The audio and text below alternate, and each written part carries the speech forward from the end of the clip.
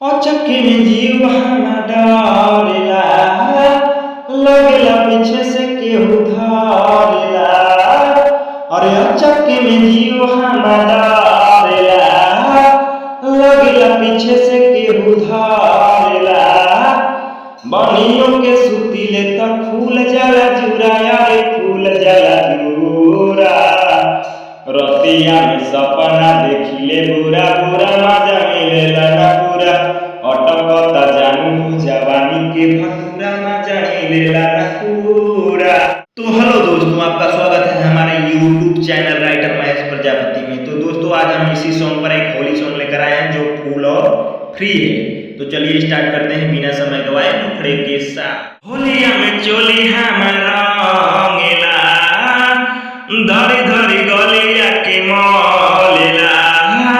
अरे होलिया में चोली हमारा रंगेला, धरी धरी गलिया के मलेला। करिले माना तह करे हाथ जोड़ी देवरा, करे हाथ जोड़ी। भाभी भाभी कही तो रंग देला ढोड़ी, देवरा करे हाथ जोड़ी।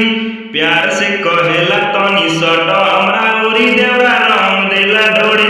अरे प्यार से कहेला तनी सट हमरा ओरी, देवरा रंग देला ढोड़ी।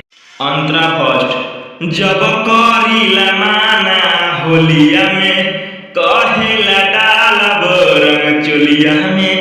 हम करीला माना होलिया में, कहेला डालब रंग चोलिया में। हाथ हमार दुनु धरेला, ओकरा पे खीस बड़ी बरेला।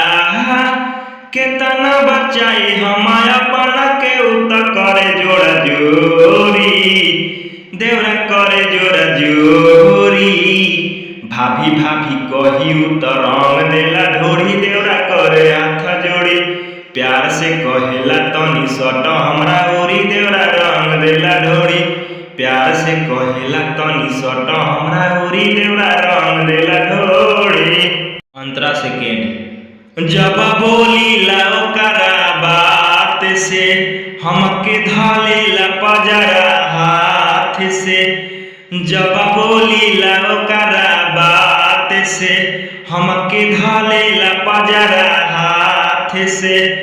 कहेला होलिया में बचा बुना, महेश राज से हंसा बुना। करिले माना तो करे बला जोड़ी, देवरा करे बला जोड़ी। भाभी भाभी कही उत रंग देला ढोड़ी, देवरा करे हाथ जोड़ी। प्यार से कहेला तनी सट हमरा ओरी, देवरा रंग देला ढोड़ी। प्यार से कहेला तनी सट हमरा ओरी, देवरा रंग देला ढोड़ी।